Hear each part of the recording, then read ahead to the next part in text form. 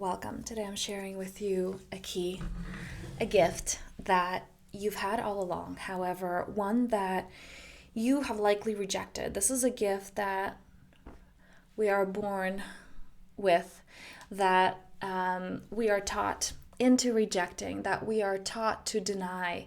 And this is really so crucial to experiencing life, to having that fulfillment, to having joy in life.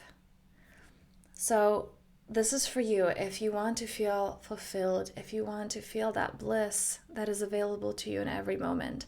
What is that gift that you have denied, rejected, and how to reclaim it back? This is what this video is all about. Let's dive right in.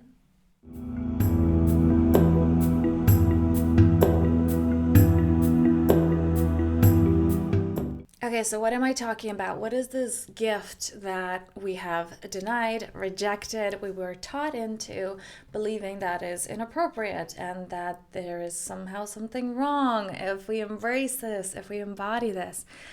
So this video was inspired because, well, first of all, just of my cultural background. Even though I'm really a world citizen because I grew up in all over the world, in Europe, in North America, in Eastern Europe. I'm originally from Eastern Europe, but I really was never, when people ask me, where are you from? I just say I'm international because I can't really say that I resonate with one mentality or where I'm originally born. Like it feels really different to me, very foreign. So even though I had this cultural background, a very rich cultural background, there was still this burden, this idea that I was taught, that many of us are taught, that we are taught in all the cultures.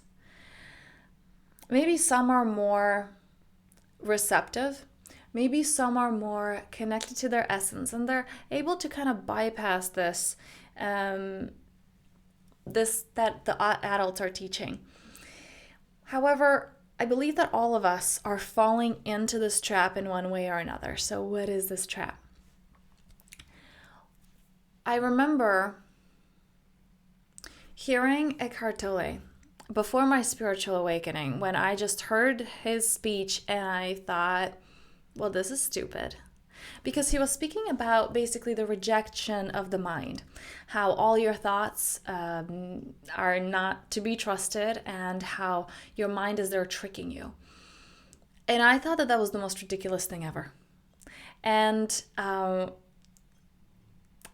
my mind is what supported me in getting out of depression. So I thought, I didn't know that the worst of it was to come.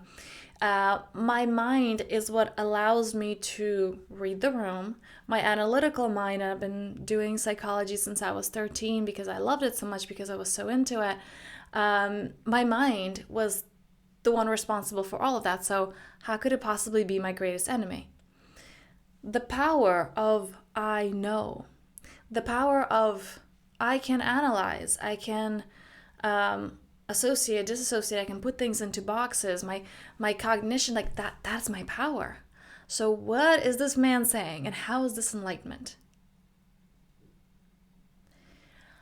I realized, talking to some other people as well, just from different cultural backgrounds, especially in Eastern Europe, we are very much taught into going for I know. You've got to know. Because if you don't know, it's frowned upon. It's like you are less than, you're vulnerable if you don't know.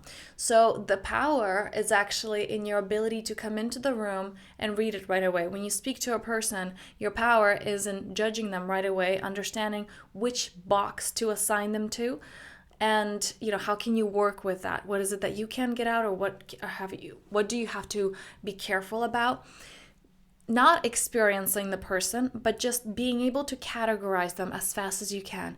Being able to put your new experience into an already existing box. And that is considered good. I remember when I first came across, because I was studying, I lived in Canada and I also studied in American university, there was the mentality was very different, in a sense that I felt like I didn't fit into either one, because in North America, for the North American mentality, I was very analytical and judgmental. For the Eastern European mentality, I was the opposite of that, and I wasn't judgmental enough, and I was more into the flowiness and, just how people are in North America, that it's more easygoing. And where is that balance? And why am I addressing this? And the reason that I'm talking about this, the reason that I began this video with the notion of this gift that you were born with, that is actually the power, this is how you experience life, that you've rejected, is that I don't know. We are taught in just across the globe, whether you are North America, which the standards vary. For Eastern European, it's like, oh, they're very easygoing and they don't have that importance of the analytical mind or knowing the history of the world. From like there was a lot of shame when I remember like, oh, you don't know this historical fact, how can you not know that? It's like just the standards, right? So it's not that it's good or that it's bad, it's just the standards are very different. But anywhere across the globe, there's just this notion of knowing is safe. And that's what the mind does, right? That's what the ego does. As long as I can read the room as fast as possible and assess the threats and assess how I can utilize it, what can I utilize, I'm safe. As long as I can put any of my experiences into a particular box that I already have, I'm safe. I know. Whew, I can relax. That is what the mind does. But that is not safety. That's actually lack.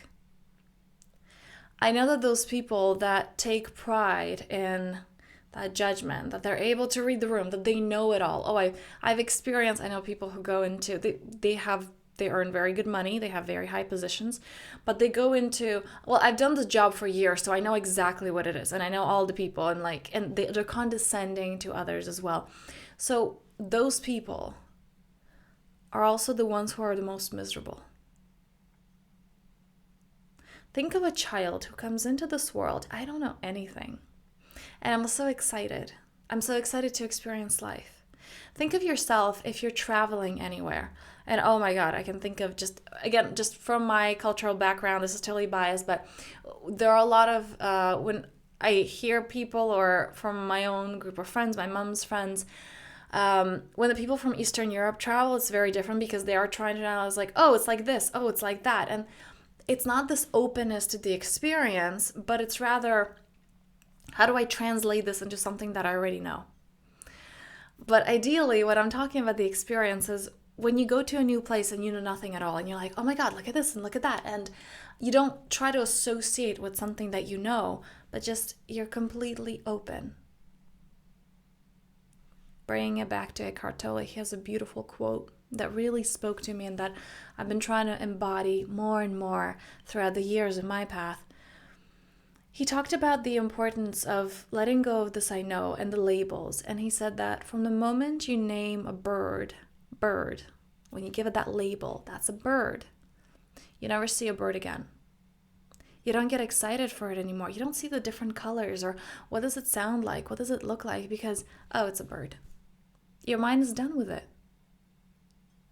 How many times do you do that in your everyday life? When you get something new and you're just so excited about it, let's say a phone, and then it falls a few times and it's not that special anymore. When you're in a new relationship and you're so excited to get to know this person and to learn the new things about them and what they like and what they don't like, and you're curious about them, you're excited. And then you've been married for 15 years. You're not really excited anymore because you gave up on trying to get to know them. Now, ideally you haven't, but for a lot of people that is the case. You've known a friend for 10 years and there comes this, oh yeah, well, I kind of know them, or just you can ask how they're doing and what's doing in their life, but you kind of have a pattern in your head of this is who they are, I don't really need to bother to get to know them. It takes conscious effort to let go of that I know. This I know is what keeps us stuck. This I know is what keeps us from experiencing life. 95% of your life is subconscious. It's just repeated patterns. You're not aware of why you do the things you do. It's just routine. If you want to truly experience life, it takes conscious effort to come out of that pattern. It takes conscious effort to come out of this. I feel like it's like robotic, and that's what scared me. I remember first coming across this research that so much of my life is subconscious, like I'm not even in charge of it, and I just didn't want that. I didn't want to be a puppet to my own subconscious programming that's not even my own, right? The likes, the dislikes, they're not even your own. It's the programming. If you don't actually take the time to question it, to reprogram it, to ask, is this what I want? Is this the kind of programming that I want? Yes, it's going to be subconscious afterwards in the long run, but you get to choose what goes in there. Rather than allowing life, your upbringing, your childhood to just dictate that for you. And the key to that is I don't know. The key to that is actually doing something new at least once a month. I would say once a day. For me, when I wake up in the morning, my question every day is, what would light me up and what would make me uncomfortable? And not this comfort of like, oh my God, I really don't want to do this. This is dangerous. Like, this is horrible. And I do not want, like, this does not feel good at all. No, it's like this fear is excitement without the breath. What is that next level? What would get me uncomfortable? What do I not know yet that I haven't tried yet? How can I expand? I remember hearing, I do not remember who it was, a very successful person. And they were saying it's a successful, I think it was a businesswoman. She was the founder of Spanx, that's who it was. And she was saying that her father was really encouraging her and her siblings to fail. Like, he would ask when they would come home from school, what did you fail at today? And if it was nothing, he would have this disappointed look on his face. Because if you didn't fail at anything, that means you didn't try anything new. So when we're living our lives, our days from, I know, that means we're not living life. If you know everything, why are you here?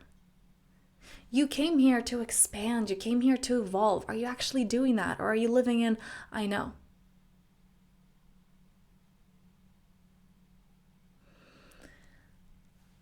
The power of that child that comes into the world is that I don't know, is that I will not be limited by the knowing of the adults around me, is that I believe in infinite possibilities, is that I do not choose to accept that this is the way things are.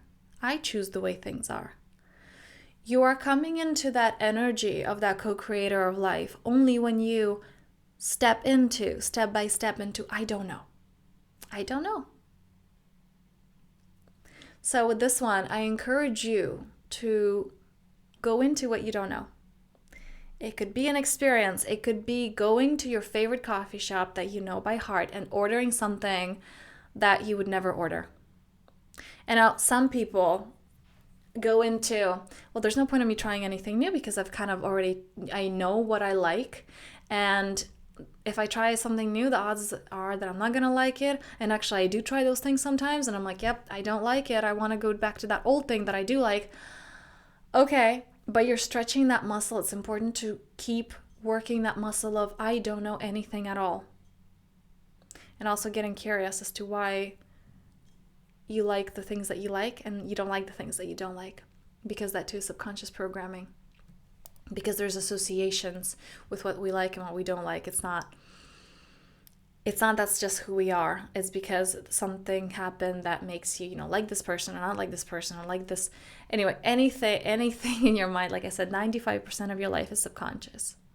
You're not in charge of it. So all these likes and dislikes, it's a program. So what can you do this week to get out of your comfort zone? To get into, I don't know anything at all, and I'm willing to experience life. Ooh, a great one, such a great practice, I absolutely love doing this, is being a tourist in the place that you live. Because so many people, well, first of all, when you live in the place and I know a lot of people, for me, I grew up not living next to the beach. And when we go visit our friends who would live next to the beach, they would say, oh yeah, it's so nice that you guys came here because we, like, a whole beach season can go past us and we wouldn't even go to the beach ever. I'd be like, what? Like, I come here from the city to experience the whole beach thing and you guys live right next to it and you don't go here? Are you crazy, right? How are you not making the most of this gift that, like, you live right by the beach? And that is this, I know. It's like, I don't need to experience it. I don't need to notice the magic of this thing that's just there and it's ordinary. Can you see the magic in the ordinary? Can you embrace that which just your mind doesn't even feel like it's worth acknowledging? So a great one is actually be a tourist in the city where you live. Discover it. Take one of those, I don't know, if you have like these like tourist trains or buses or whatever, do that and learn something about the place that you live in. Or again, like I said, like the coffee shop, and just order something that you don't order before. Go somewhere that you've never been there before and do that. Train that muscle. Teach yourself to be uncomfortable, that discomfort is good, that I don't know is good. That's actually what's keeping you unstuck. So on this note, I thank you for watching. If you're new here, you can subscribe below. Share this with someone who, actually, I would strongly encourage this to do this with another person, because it's really nice when you have a buddy to do this with. Let's just experience this new thing. Yes, and I'm wishing you a powerful day, and until next time.